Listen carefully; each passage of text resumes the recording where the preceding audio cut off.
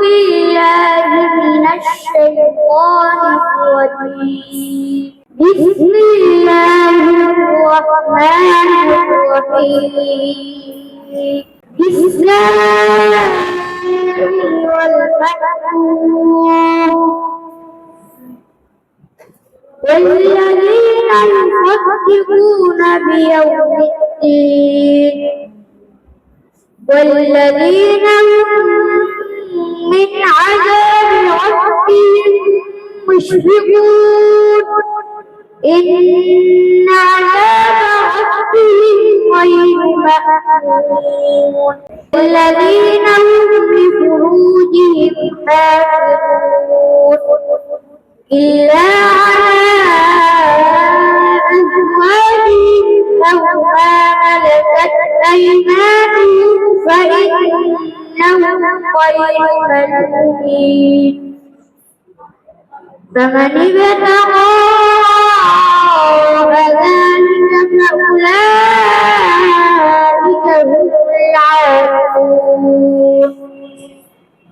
والذين هم لأماناتهم وعهدهم راعون والذين هم بشهاداتهم قائمون صدق الله العظيم অত্যন্ত চমৎকার কণ্ঠে আমাদেরকে কোরআন কারীম থেকে তেলাওয়াত শোনানোর জন্য এই পর্যায়ে আমরা বিচারক মণ্ডলীর কাছে চলে যাচ্ছি। আবু তালহা সম্পর্কে শুনবো যে আবু তালহা তেলাওয়াত আমাদের কাছে কেমন লেগেছে। আসসালামু আলাইকুম ওয়া রাহমাতুল্লাহ।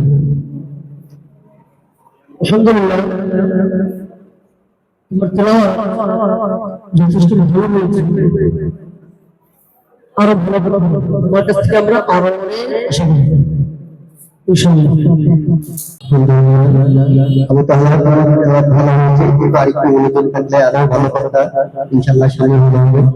মাশাআল্লাহ, আলহামদুলিল্লাহ।